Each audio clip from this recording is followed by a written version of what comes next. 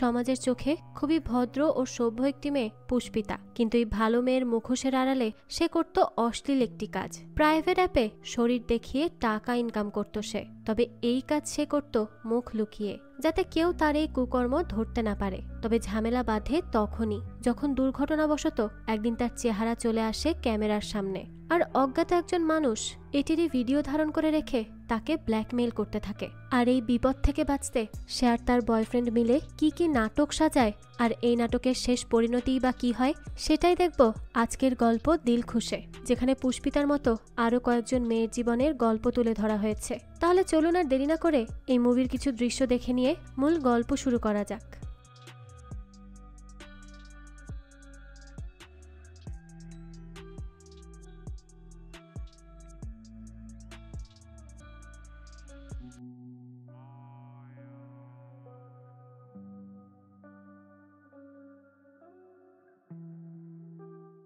গল্পের শুরুতেই দিলখুশ নামক একটা অ্যাপ আমাদের কিছু কথা বলে। সে বলে যে ভালোবাসার কোনো অ্যালগরিদম হয় না, কিন্তু আমার ব্যাপারে তো সেটা খাটে না। আমার কাজই হলো ভালোবাসার মানুষকে মিলিয়ে দেওয়া, আর সেটা আমি অনেকদিন থেকে বেশ ভালোভাবেই করে এসেছি। তাই তো আমি বিগত 6 মাস থেকে টপ ট্রেন্ডিংয়ে চলছি। আমাদের কলকাতার মানুষগুলো অনেক শান্ত হলেও এখানে যে কি ভালোবাসার জোয়ার আছে তা তো শুধু আমিই জানি। তো এরপরেই দিলখুশ অ্যাপ আমাদের এই গল্পের প্রধান চরিত্রদের সাথে পরিচয় করিয়ে দেয়। প্রথমে দেখানো হয় তৃষা ভট্টাচার্যকে। তৃষার সকালই শুরু হয় সোশ্যাল মিডিয়া দিয়ে। সেখানকার পোস্টে কতগুলো লাইক হয়েছে সেই সব গুণে, কারণ সে একজন ইনফ্লুয়েন্সার। তার মা একজন জনপ্রিয় অভিনেত্রী, তাই কাজের ব্যস্ততার জন্য তার মা তাকে তেমন সময়ই দিতে পারে না। সোশ্যাল মিডিয়াতে তাকে অনেক হ্যাপি দেখালেও রিয়েল লাইফ একদমই তার উল্টো। হাই স্কুলে তার প্রথম প্রেমের ব্যর্থতা এবং তার মায়ের সাথে বাড়তে থাকা দূরত্ব তাকে ভীষণ একা করে দিয়েছে। তাই সে দিলখুশ অ্যাপে তার মনের মানুষ খোঁজে। এরপরে দেখানো হয় বোধিসত্ত্ব বাগচিকে। তিনি ভীষণ পড়ুয়া ছেলে, গিনিপিকের হার্ট নিয়েই পিএইচডি করেছেন, আর এরপরে ডক্টরেটও করতে চান। সম্প্রতি তার 5 বছরের রিলেশনের ইতি টানা হয়েছে, তাই সেও তার মনের মানুষ খোঁজার চেষ্টা করে, কারণ সে এখন খুব একাকিত্বে ভোগে। সেও চায় তার পাশে একজন ভালোবাসার মানুষ থাকুক। তো এরপরে ঋষি কুণ্ডুকে দেখানো হয়। সে ট্যুরিজম, সাইবার ক্যাফে এবং সিকিউরিটি গার্ডে ডিউটি করে। অনেক মাল্টি ট্যালেন্টেড মানুষ সে, কিন্তু তার জীবনে ক্রাইসিসও কিছু কম নয়। তার বিয়ে করা বউ তাকে ছেড়ে তার বেস্ট ফ্রেন্ডের সাথেই পালিয়ে গেছে, আর সে শুধু পালিয়ে গিয়েই ক্ষান্ত হয়নি, এখন তার বউ ডিভোর্সের জন্য তার কাছে অনেক মোটা টাকাও ডিমান্ড করছে। এ কারণেই সে বাধ্য হয়ে এখন নাইট ডিউটি করে, যাতে তার বাড়ি যাওয়া না লাগে। তো এরপরে সান্যাল পরিবারের মেয়ে পুষ্পিতা সান্যালকে দেখানো হয়। তার পরিবার জুয়েলার্সের বিজনেস করে। পুষ্পিতা সবার সামনে হাসি খুশি থাকলেও মনের ভেতরে সে ভীষণ একা। তার মা বেঁচে নেই, আর ব্যবসার জন্য তার বাবা তাকে একদমই সময় দেয় না। তাই একাকিত্বের রোগ তাকেও গ্রাস করেছে। সে সবসময় একা একাই থাকে। তাই সে এই রোগের পেইন কিলার হিসেবে বেছে নিয়েছে অনলি নটি ওয়েবক্যাম সাইটের সব নোংরা কমেন্টগুলোকে। এরপরেই দেখানো হয় স্টেজ কাঁপানো ভিলেন শক্তি কুমারকে। মঞ্চে সে হাড় কাঁপানো অভিনয় করলেও ব্যাকস্টেজে সে অনেক উদাস হয়ে বসে থাকে, কারণ মনে মনে সে আজও খোঁজে তার প্রথম হারানো ভালোবাসাকে। শক্তি কুমারের পরে দেখানো হয় ডলি দাসকে। সে একটা কিচেন চালায়, যার নাম হলো পুতুলের রান্নাঘর। সে অনেক রসিক মানুষ। সে রান্নাটা যেমন ভালো করে, সেরকম রসিকতাও ভালো করে। এই পুরো পাড়ায় সে তার রসিকতার জন্য খুব ফেমাস। সবাই তাকে বেশ পছন্দ করে, কিন্তু বাইরে থেকে তাকে দেখে অনেক হাসি খুশি মনে হলেও তার মনের ভেতরের অবস্থা একদমই তেমন নয়। সে ভেতর থেকে খুব একা। তার স্বামী তাকে অনেক বছর আগেই ছেড়ে চলে গেছে। তারপর থেকেই সে তার মেয়েকে অনেক কষ্ট করে এত দূর এনেছে। তো এরপর দেখানো হয় এভারগ্রিন ব্যাচেলার অমূল্য রতন হাজরাকে। তিনি এখন ডেথ সার্টিফিকেটে সই করেন। তার বয়সটাও অনেক হয়ে গেছে, তবে তিনি কানে কম শোনেন। এই জন্য আজ পর্যন্ত তার বিয়ে হয়নি। শুধু এই একটা কারণেই বেচারা অবিবাহিত রয়ে গেছে। তো এরপরে দেখানো হয় কমলিকাকে। তার স্বামী মারা গেছে। তো স্বামী মারা যাওয়ার পরে তার বাচ্চারাও তাকে দেশে একা রেখেই সবাই বিদায় বিদেশে সেটেল হয়ে গেছে। আর এখন তার সব সন্তানরা এতটাই ব্যস্ত যে তারা তাদের কাজের ব্যস্ততার জন্য তাদের মায়ের সাথে কথা বলারই সময় পায় না। কমলিকা বেচারিও অনেক একা, তবে সে প্রায় দিনই বেশ রাত পর্যন্ত জেগে থাকে আর তার সন্তানদের সাথে কথা বলার জন্য অপেক্ষা করে, কিন্তু কেউই তাকে সময় করে ফোন করে না। দেশে সে এখন ভীষণ একা, তার একটু ভালো মন্দ কথা বলারও কেউ নেই। তো আমাদের আজকের এই গল্পটা এই একাকিত্বের জীবন কাটানো 8 জন মানুষকে নিয়ে। তো দিলখুশ অ্যাপ এদেরকে একে অপরের জন্য ম্যাচ করিয়ে দেয়। তারা সবাই তাদের একাকিত্ব কাটানোর জন্যই এই অ্যাপে অ্যাকাউন্ট খুলেছে। তো দেখা যায় অ্যাপটি তৃষার সাথে বধির, ঋষির সাথে পুষ্পিতার, শক্তিবাবুর সাথে ডলির এবং অমূল্য রতনের সাথে কমলিকার ম্যাচ করায়। এখন এরা কি একে অপরের মনের মানুষ খুঁজে পেয়ে আজীবন তাদের পাশে থাকবে নাকি ছেড়ে চলে যাবে, এটাই এখন দেখার বিষয়। তো অ্যাপে ম্যাচ হওয়ার পরে তারা একে অপরের সাথে কথা বলা শুরু করে। তৃষার যেহেতু বোধিসত্ত্বর সাথে ম্যাচ হয়েছে তাই তৃষা বোধিকে ভিডিও কল করে। তৃষার এর আগে অনেক রিলেশন হয়েছে, তাই এটা তার কাছে কোনো নতুন ব্যাপার নয়, কিন্তু বোধির কাছে এটা অনেক বড় ব্যাপার, কারণ 5 বছরের রিলেশনশিপের পর এই প্রথম সে কোনো মেয়ের সাথে এভাবে কথা বলতে যাচ্ছে। তাই সে স্বাভাবিকভাবেই একটু নার্ভাস থাকে। তো ভিডিও কলে বোধি প্রথমে ক্যামেরা অন করতেও লজ্জা পায়, কিন্তু তৃষার কথাতে সে ক্যামেরা অন করে এবং দেখা যায় তাদের কনভারসেশন বেশ ভালোই হয়। এরপর অমূল্য রতন বাবু আর কমলিকা দেবী কথা বলে। তাদের দুজনেরই বয়স এখন প্রায় 70 ছুঁই। তারপরও দুজনের মধ্যে যে এখনো কতটা প্রেম আছে তা তারা দুজনেই ভালো করে বুঝতে পারে। এতদিন একা একা থেকে মনের কোনায় যতটা প্রেম জমিয়ে রেখেছিল তারা, সেই সবকিছুই একে অপরের জন্য এবার প্রকাশ করতে থাকে। এদিকে আমাদের ডলি দাসের ম্যাচ হয় যাত্রাপালার ভিলেন শক্তি কুমারের সাথে। মজার ব্যাপার হলো ডলি আর শক্তি একে অপরকে চেনে। ডলি শক্তির অ্যাক্টিং এর প্রশংসা করে আর এদিকে শক্তি ডলির রান্নারও প্রশংসা করে।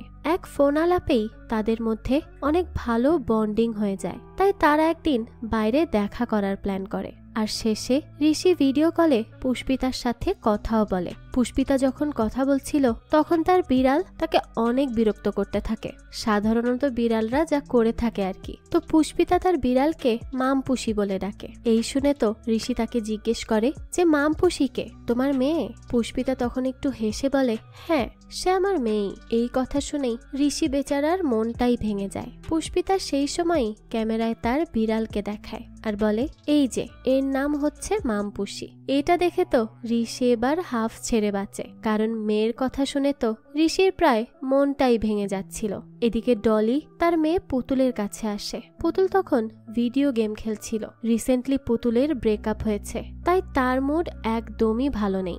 এই জন্য সে তার মার সাথেও খুব একটা ভালোভাবে কথা বলে না। সেও এখন খুব একা একা থাকে। তো তার মা তখন তাকে বলে আমি একটু বাইরে যাচ্ছি, এই বলে সে বেরিয়ে পড়ে। এদিকে তৃষা আর বোধিকে দেখানো হয় তারা দুজন ডেটে এসেছে। বোধি তো অনেক ফর্মাল ড্রেস পরে একদম ভদ্র বাবু সেজে এসেছিল। তো তৃষা তাকে এভাবে দেখে বলে যে কি ব্যাপার, এভাবে কেন এসেছেন? ডেটে কেউ এমন ড্রেস পরে আসে? বোধি তখন তাকে বলে যে আসলে এই ব্যাপারে আমি খুবই নার্ভাস, বুঝতে পারছিলাম না কি পরে আসব। তৃষা তখন তাকে বলে কেন নার্ভাস কেন? এর আগে তো তোমার 5 বছরের একটা রিলেশনশিপ ছিল, তাহলে তো নার্ভাস হওয়ার কি আছে? আচ্ছা এখন আমাকে সেটার ব্যাপারে কিছু বলো তো। আসলে এর আগে বোধি তৃষাকে তার এই রিলেশনশিপের ব্যাপারে বলেছিল, কিন্তু এখন বোধি তার পাস্টের এই রিলেশনশিপটা ভুলতে চায়, তাই সে তৃষাকে এই ব্যাপারে প্রশ্ন করতেও নিষেধ করে। তৃষাও তাই আর এই নিয়ে কোনো কথা বলে না। এরপর আমাদের শক্তি আর ডলিকে দেখানো হয়। প্রথম দেখাতেই দেখা যায় তাদের মধ্যে অনেক ভালো কথাবার্তা হয়। দুজনে বেশ ভালো সময়ও কাটায়, একসাথে খাওয়া দাওয়াও করে। একটা মোবাইল অ্যাপের মাধ্যমে যে দুটো মনের মানুষ এভাবে মিলে যেতে পারে এটা ভেবে শক্তি অনেক অবাক হয়। ডলি এখানে শক্তির জন্য মাছের তরকারি নিয়ে আসে। শক্তিবাবু মাছের তরকারি খেয়ে অনেক প্রশংসাও করেন। আসলে ডলির হাতের রান্না অনেক মজার, আর সে তো এমনিতেও ফুড ডেলিভারির কাজ করে থাকে। তো ডলি তখন মজা করে শক্তিবাবুকে বলে যে গতকাল ফোনে আমি মিথ্যা বলেছিলাম, আপনার অ্যাক্টিং কিন্তু অতটাও ভালো নয়। শক্তিবাবু তখন তাকে বলে যে আমিও মিথ্যা বলেছি, এই তরকারিটা একদমই ভালো নয়, বেশ খানিকটা কাকের বিষ্ঠার মতো। এই কথা শুনে তো ডলি হাসতে হাসতে শেষ। সে বলতে থাকে যে এর আগে কাকের বিষটা খেয়ে দেখেছেন বুঝি, নাহলে টেস্ট বুঝবেন কিভাবে। তার এই কথা শুনে শক্তি বাবুও তো সে আর কি বলবে। তো এইভাবেই তাদের দুজনের মধ্যে বেশ খুনসুটি চলতে থাকে। এরপরে আমাদের ঋষি আর পুষ্পিতাকে দেখানো হয়। তারা দুজনেই শপিং এ আসে। পুষ্পিতা তখন ঋষিকে বলে যে আমার বাবা আমার বিয়ে ঠিক করে রেখেছে তার বিজনেস পার্টনারের ছেলে প্রদীপ ভট্টাচার্যের সাথে।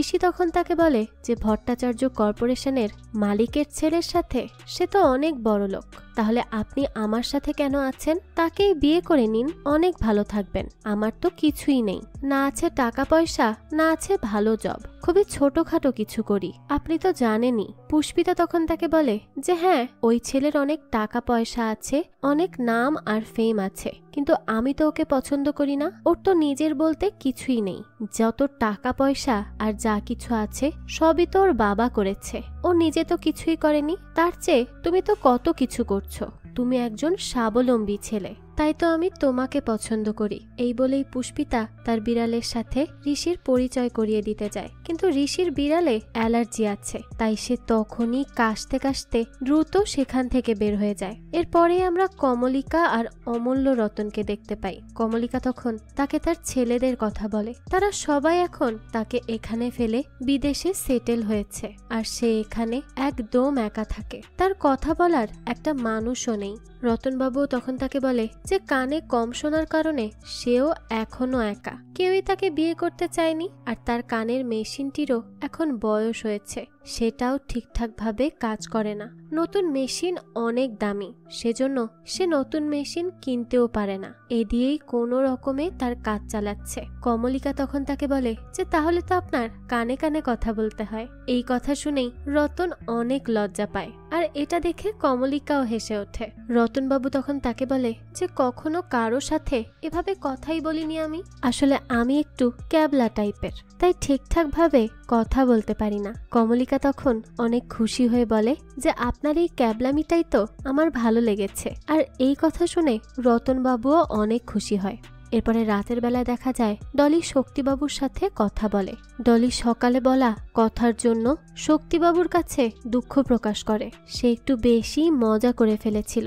শক্তিবাবুও তার এই খুনসুটি অনেক পছন্দ করে, তার কাছে এগুলো একদমই খারাপ লাগেনি, তাই সে বলে এভাবে সরি বলার কোনো কারণই নেই। তো এরপরেই তৃষা আর বোধিকে দেখানো হয়। তৃষা ছবি তুলতে পোজ দিতে অনেক পছন্দ করে, কিন্তু বোধি এগুলো তেমন ভালো পারে না, তাই তৃষা এই নিয়ে একটু মজাই করে। কিন্তু মজা করতে করতে তৃষা হুট করে বোধির বাবাকে টেনে আনে, কিন্তু বোধির বাবা তো আর বেঁচে নেই, তাই এটা বোধির কাছে অনেক খারাপ লাগে। এই জন্য সে সেখান থেকে রাগ করেই চলে যেতে লাগে। তৃষাও তখন রিয়েলাইজ করতে পারে যে সে হয়তো একটু বেশি মজা করে ফেলেছে। সেও তো তার মা বাবা থেকে দূরে থাকে, তাই সেও বোঝে যে মা বাবা থেকে দূরে থাকলে কেমন লাগে, তাই সে এবার বোধিকে ডাক দেয়, কিন্তু বোধি তো সেখান থেকে চলেই যায় রাগ করে। এদিকে আমাদের পুষ্পিতাকে দেখানো হয়। রাতের বেলায় সে তার ক্যাম্প শো শুরু করে।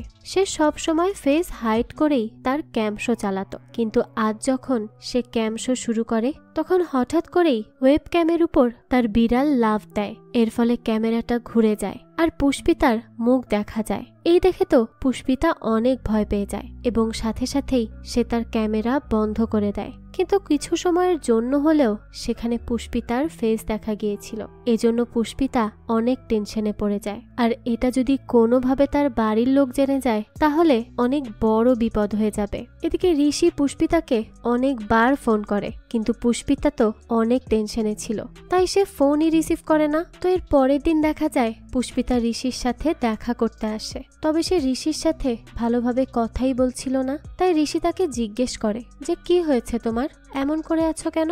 তখন পুষ্পিতা তাকে বলে যে তার বাবা যদি জেনে যায় যে সে তার সাথে দেখা করছে তাহলে তো তাকে মেরেই ফেলবে। তাই পুষ্পিতা বলতে থাকে আমি এজন্যই এখানে এসেছি তোমার সাথে দেখা করতে। পুষ্পিতা আরো বলে যে আমি বাড়িতে বলে এসেছি প্রদীপ সারপ্রাইজ দেওয়ার জন্য আমার সাথে দেখা করতে এসেছে। ঋষি তখন অনেক মজার কথা বলে আর পুষ্পিতার মন ভালো করে দেয়। আগের দিন তৃষার সাথে বোধির একটু মনোমালিন্য হলে বোধি রাতের বেলায় তৃষার সাথে কথা বলে এবং তাদের মধ্যে সম্পর্কটা আবারও অনেক ভালো হয়ে যায়। তৃষাকে একটু ইমপ্রেস করার জন্য সে তৃষার সাথে দেখা করতে অনেকটা স্টাইল দিয়ে আসে। এদিকে ডলি আর শক্তিকে দেখতে পাই আমরা। ডলি তখন শক্তিকে জিজ্ঞেস করে যে জীবনে আপনার সবচেয়ে বড় দুঃখ কি বলুন তো।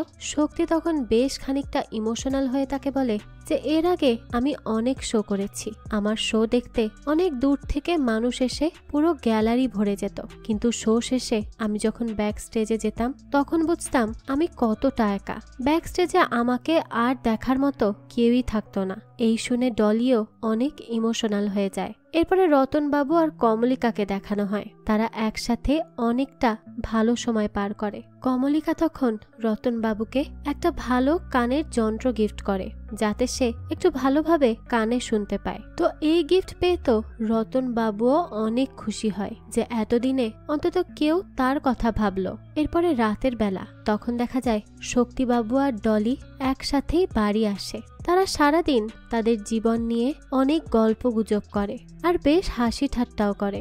সময়টা ভালোই কাটে দুজনের। তাদের পরিস্থিতি এমন যে তারা এখন তাদের জীবনকে নিয়েও মজা করে আর এসব তারা দুজনই বেশ এনজয় করে। তো এভাবে কথা বলতে বলতেই হঠাৎ করেই ডলি শক্তিবাবুকে তুমি বলে সম্বোধন করে ফেলে। এই জন্য সে সাথে সাথেই তার কাছে মাফ চেয়ে নেয়, কিন্তু শক্তিবাবু তাকে তুমি করেই বলতে বলে। সে বলে যে এতে সম্পর্ক গভীর হয়। তো বিদায় নেওয়ার সময় ডলি শক্তিবাবুকে কিস করে। এতে তো শক্তিবাবু অনেক বেশি লজ্জা পায়। লজ্জায় তো তার মুখ লাল হয়ে যায়, আবার মনে মনে অনেক খুশিও হয় সে। তো যাই হোক, এরপর আমাদের পুষ্পিতাকে দেখানো হয়। সে যেটার ভয় পাচ্ছিল সেটাই হয়েছে। ক্যামশোয়ের ওয়েবসাইট থেকে কেউ তার সেই ভিডিওটি ডাউনলোড করেছে।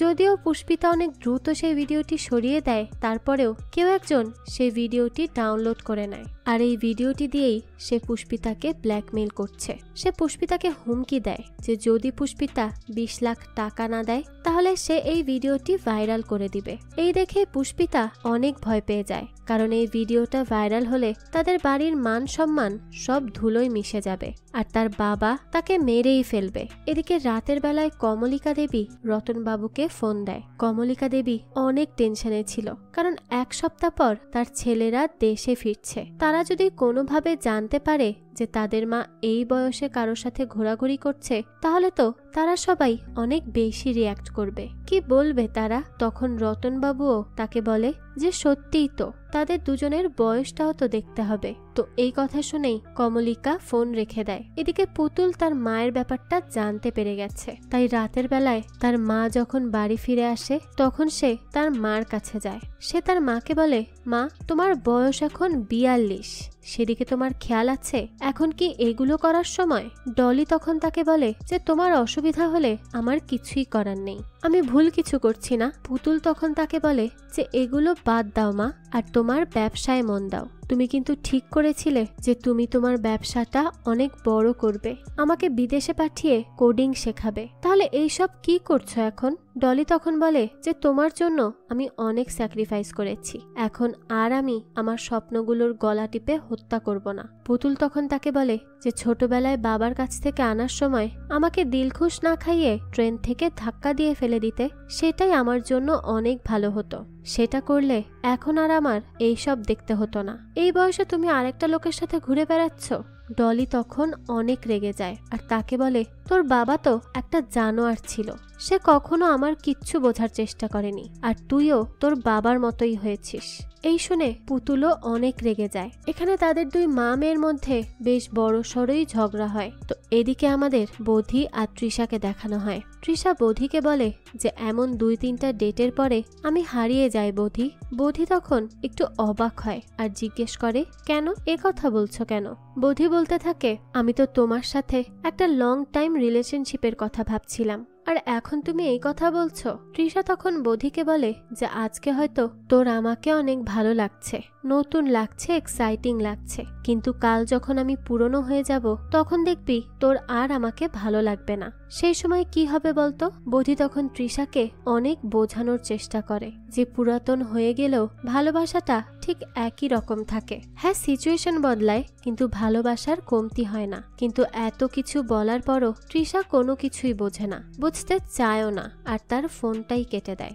এদিকে ব্ল্যাকমেইলের শিকার হওয়ার পরে পুষ্পিতাও ঋষির সাথে আর তেমন ভাবে কথা বলে না। সবার মাঝেই এখন কেমন একটা দূরত্ব চলে এসেছে। সবাই এখন অনেকটা দোটানায় আছে। তারা কি করবে কিছুই ভেবে পাচ্ছিল না। কিন্তু একটু পরেই আবার তারা তাদের মনের মানুষকে মিস করা শুরু করে। তারা রিয়েলাইজ করে যে তারা একে অপরকে ছাড়া আর থাকতে পারবে না। তাদের একে অপরের মধ্যেই সব সুখ লুকিয়ে আছে। কমলিকা দেবী তখন ভাবে যে যখন তার স্বামী মারা যায় তখন তার ছেলেরা কেউ দেশে তাদের বাবার অন্তিম সৎকারে আসেনি। তাই এখন এমন ছেলেদের জন্য সে কেন তার মনের মানুষের সাথে না থেকে নিজেকে কষ্ট দিবে। তাই সে রতনবাবুর সাথেই দেখা করতে আসে। তারা ঠিক করেছিল যে শেষ বয়সে তারা একসাথেই থাকবে, তাতে তার ছেলেরা যা ইচ্ছা তাই বলতে পারে, তার কিছুই আসবে যাবে না। তো কমলিকা এসে রতনবাবুকে সেই কথা বলে। তখন রতনবাবু একটু ঘাবড়েই যায় আর বলতে থাকে যে আপনার ছেলেরা এটা কি ভাববে বলুন তো।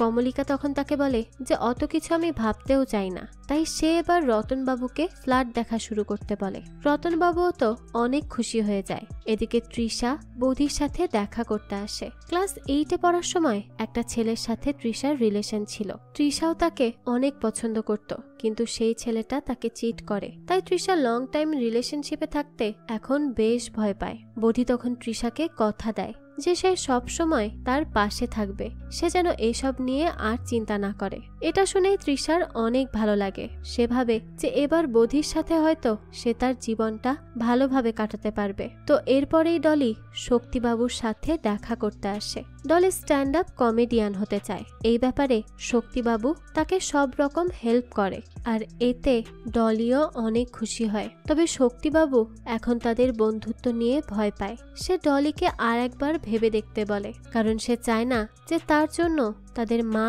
আর মেয়ের সম্পর্ক খারাপ হোক। কিন্তু এখন ডলি অনেক কনফিডেন্ট, সে আর এগুলো নিয়ে ভাবতে রাজি না। সে এখন তার সুখের দিকটাই দেখবে। এরপরে পুষ্পিতা ঋষির সাথে দেখা করতে আসে। পুষ্পিতা ঋষিকে বলে যে আমার বিয়ে ঠিক হয়ে গেছে।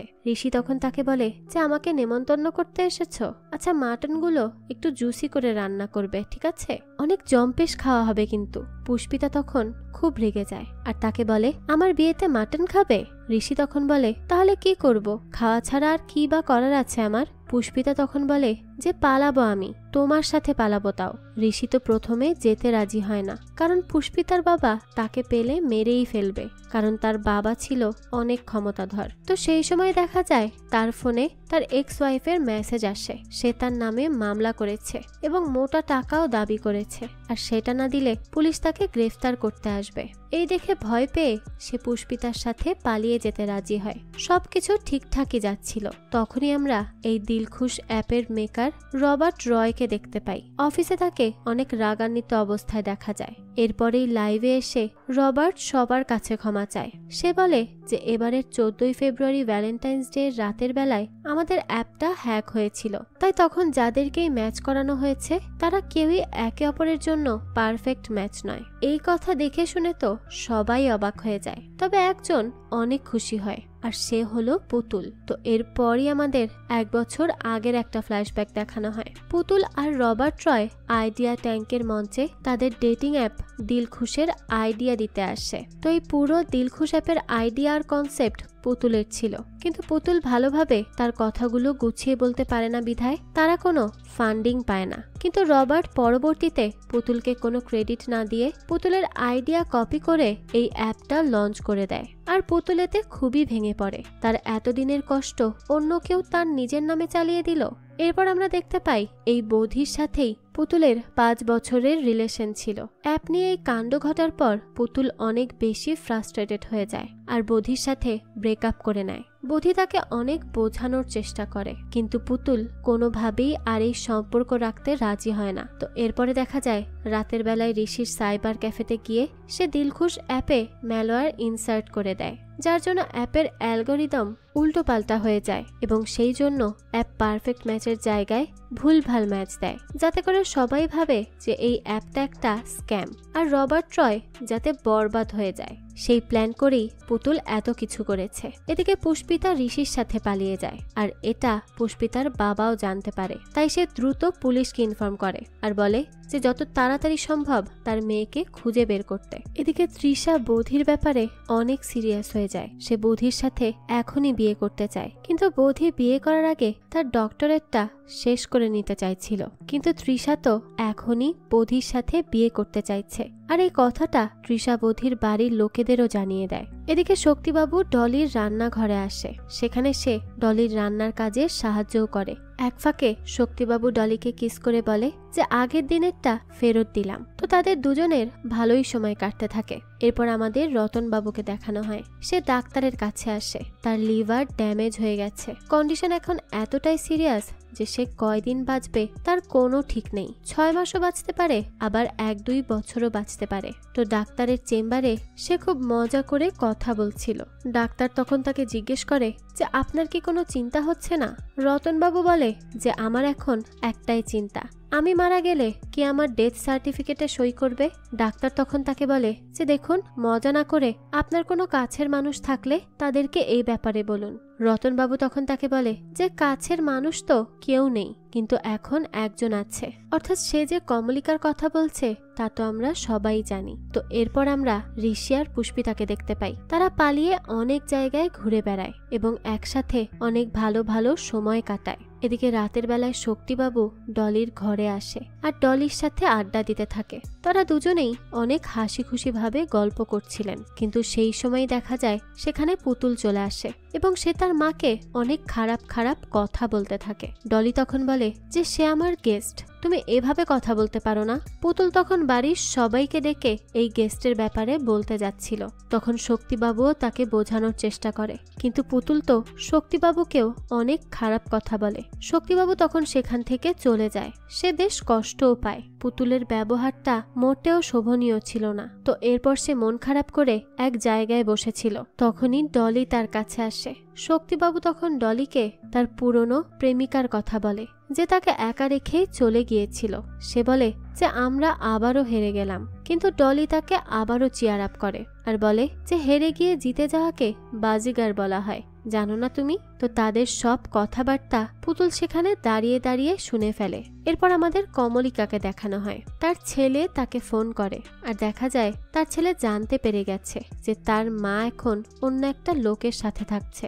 এইসব শুনে তার ছেলে অনেক রাগ করতে থাকে। সে তার মাকে বলে যে কোথায় আছো এখন? কমলিকা প্রথমে মিথ্যা বলে যে সে বাড়িতে আছে। তারা বলে যে বাড়িটা দেখাও তো। কমলিকা তখন তাকে বলে যে তোরা তো সব সত্যি জানতেই পেরেছিস, তাহলে আর কি বলবো? তখন তার ছেলে বলে এখনই বাড়ি ফিরে যাও। কিন্তু কমলিকা বাড়িতে যেতে চায় না। সে বলে যে আমি ওর সাথে অনেক ভালো আছি আর ওর সাথেই থাকবো। তো তাদের মধ্যকার কথাবার্তা রতনবাবু ঠিকই শুনে ফেলে। তার জন্য মা ছেলের মধ্যে অশান্তি হচ্ছে এই দেখে সে অনেক দুঃখ পায়। এদিকে ঋষি আর পুষ্পিতাকে দেখানো হয়। তারা এখনো পালিয়ে পালিয়ে বেড়াচ্ছিল। তখনই পুষ্পিতা ঋষিকে বলে যে আমি তোমাকে মিথ্যা কথা বলেছি, আমার বিয়ে ঠিক হয়নি। ঋষি তখন একটু অবাক হয়ে বলে যে তাহলে আমার সাথে পালালে কেন? পুষ্পিতা তখন তাকে বলে যে আমি একটা খারাপ সাইটে ক্যাম শো করতাম। সাধারণত আমি ফেস হাইড করেই শো করি, কিন্তু সেদিন ভুল করে শোতে আমার ফেস দেখা গেছে আর একটা লোক সেটা রেকর্ড করে আমাকে ব্ল্যাকমেইল করছে। সে আমার কাছ থেকে 20 লাখ টাকা চাইছে। টাকা না দিলে সেই ভিডিও ভাইরাল করে দেওয়ার হুমকিও দিচ্ছে। এইসব শুনে তো ঋষি অনেক রেগে যায়। সে তখন পুষ্পিতাকে অনেক আজে বাজে কথা শোনাতে লাগে। পুষ্পিতা তখন তাকে বলে যে আমি ডিপ্রেশনের জন্য ওগুলো করেছি। ঋষি তখন আরো রেগে যায় আর বলতে থাকে যে তোমাদের মতো বড় লোকেদের আবার কিসের ডিপ্রেশন? এসি রুমে ঘুমাও, পার্টি করে বেড়াও, আর কি চাও তোমরা? এর পরেও তোমাদের ডিপ্রেশন কাজ করে? পুষ্পিতা তখন তাকে বলে যে নিজের মাকে নিজের সামনে আত্মহনন করতে দেখেছ? আমার বাবা তার ব্যবসা বড় করার জন্য আমার মাকে তার বিজনেস পার্টনারের বেডে পাঠাতো। এইসব সহ্য করতে না পেরে আমার মা আত্মহনন করেছে। আমার মাকে যদি প্রস্টিটিউটের মতো ব্যবহার করা হয় তাহলে আমি ক্যামশো করলে কি দোষ? এই বলেই সে কান্না করতে লাগে। ঋষিও বুঝতে পারে যে পুষ্পিতা অনেক ডিপ্রেশনের শিকার হয়েই ওগুলো করেছে। তাই সে পুষ্পিতাকে জড়িয়ে ধরে আর তাকে শান্ত করার চেষ্টা করে। এদিকে আমরা কমলিকাকে দেখি। সে ভিডিও অন করে তার ছেলের সাথে ভিডিও কলে কথা বলার নাটক করে, যাতে করে রতন মনে করে যে তার ছেলের সাথে তার সম্পর্ক ভালোই আছে। কিন্তু রতনবাবু তো সেদিন রাতে তাদের কথা শুনেছিলেন, তাই সে জানতো যে কমলিকা মিথ্যে অভিনয় করছে, তাও সে না বোঝার অভিনয় করে। এরপরে ঋষি আর পুষ্পিতা ঠিক করে যে তারা এমন একটা সিচুয়েশন ক্রিয়েট করবে যাতে মনে হয় যে পুষ্পিতার কিডন্যাপ হয়েছে, আর তারা পুষ্পিতার বাবার কাছ থেকে মুক্তিপণের জন্য 20 লাখ টাকা চাইবে, আর এই টাকাই তারা সেই ব্ল্যাকমেলারকে দিয়ে দিবে।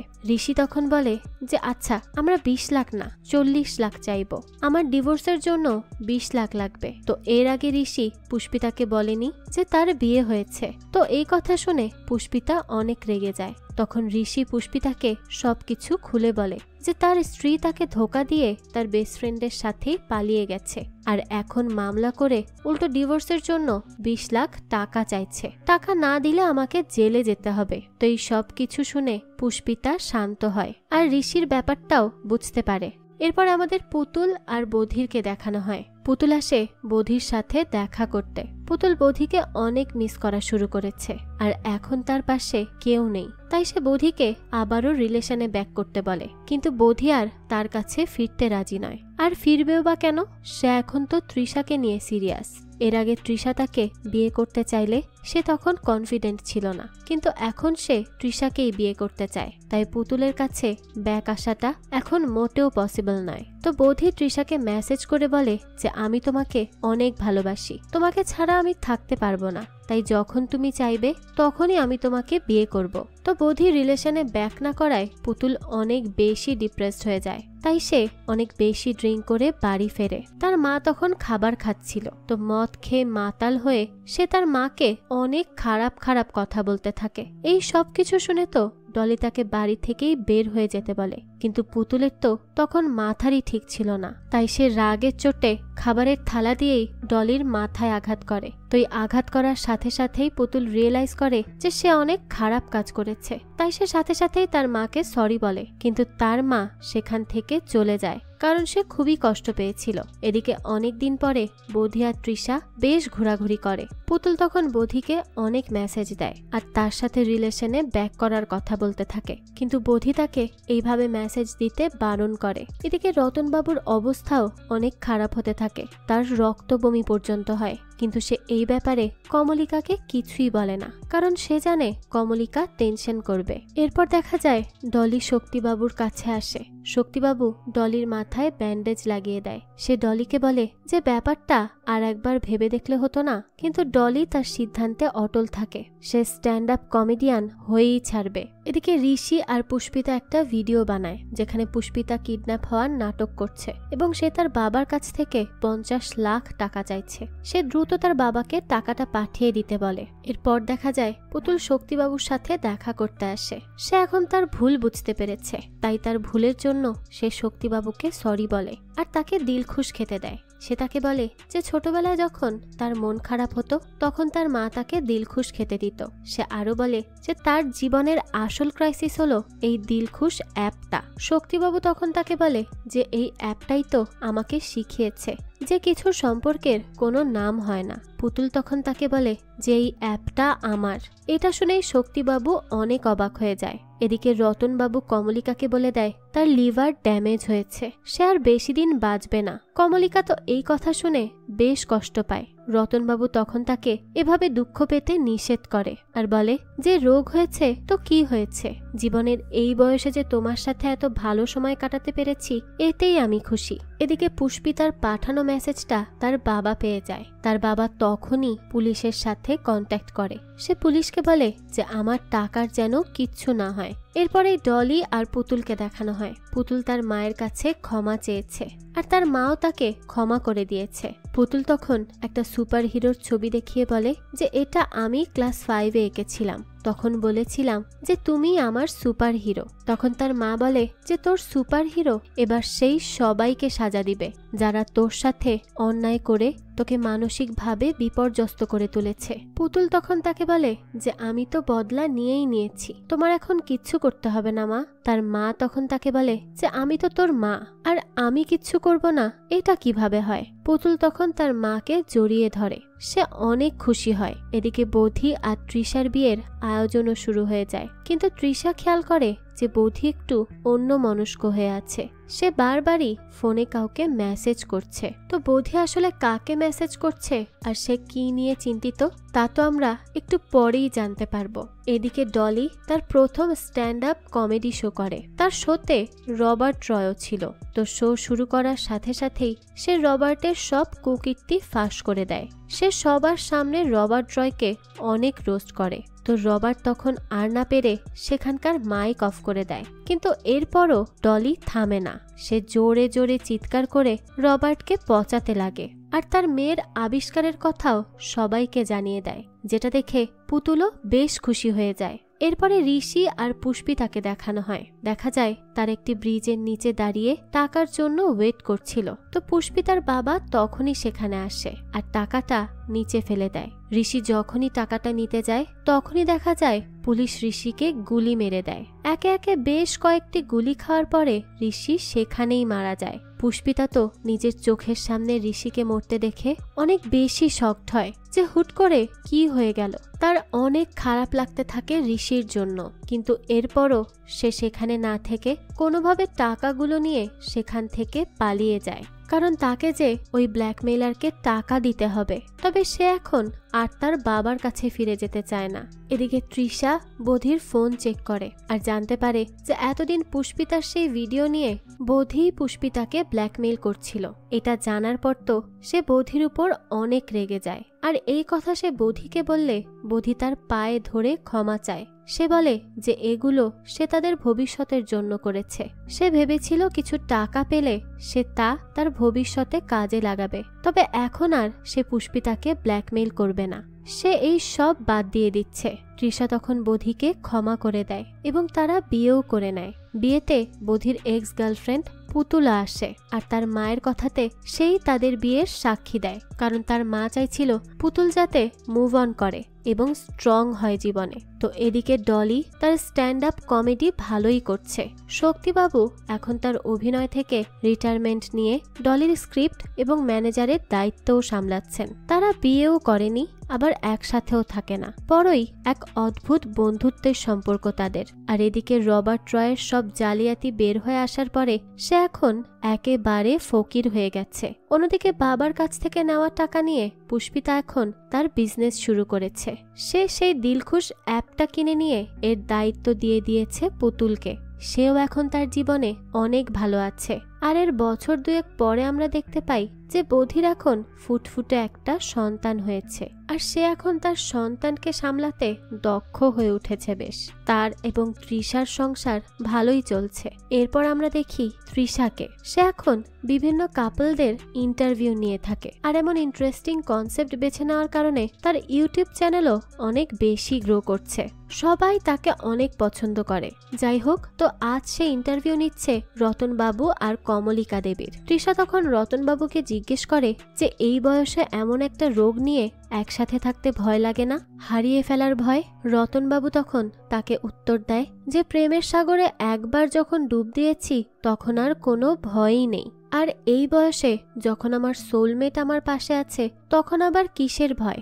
আমার বিশ্বাস আছে, যাই হয়ে যাক না কেন আর যতই দুর্যোগ আসুক না কেন, সে সব সময় আমার পাশে আছে আর থাকবে জীবনের শেষ দিন পর্যন্ত। আর সবশেষে তিনি বলেন, আর আমি এটাই আশা করি যে পৃথিবীর সব ভালোবাসাগুলো এভাবেই ভালো থাকুক। তো এর মধ্যে দিয়েই এই গল্পটি শেষ হয়ে যায়। এই গল্পের মাধ্যমে এইটাই বোঝানো হয়েছে যে সমাজের কাছে যা অসঙ্গতিপূর্ণ প্রেমের ক্ষেত্রে তা খুব সহজেই আশকারা পায়। আসলে ভালোবাসার শক্তিটাই এমন, যে কোনো প্রতিকূলতাকে জয় করার ক্ষমতা রাখে। তাই সেই সব প্রতিকূলতাকে পেরিয়ে পৃথিবীর প্রত্যেকটা ভালোবাসা আজীবন বেঁচে থাকুক, সেটাই আশা করছি। যাই হোক, তো এই গল্পটা আপনাদের কাছে কেমন লেগেছে সেটা অবশ্যই আমাদের কমেন্ট করে জানাবেন। যদি এতটুকুও ভালো লেগে থাকে তাহলে একটি লাইক দিয়ে যাবেন। আর হ্যাঁ, আমাদের এই চ্যানেলে কিন্তু প্রতিনিয়তই নতুন নতুন ভিডিও আপলোড করা হয়। সেই সব ভিডিওর আপডেট পেতে আমাদের চ্যানেলটিকে সাবস্ক্রাইব করে বেল আইকনে অল দিয়ে রাখতে কিন্তু ভুলবেন না। আজকে তাহলে এই পর্যন্তই, আবারও হাজির হব নতুন কোনো ভিডিও নিয়ে। সেই পর্যন্ত সবাই ভালো থাকবেন আর আমাদের চ্যানেলের সাথেই থাকবেন। ধন্যবাদ।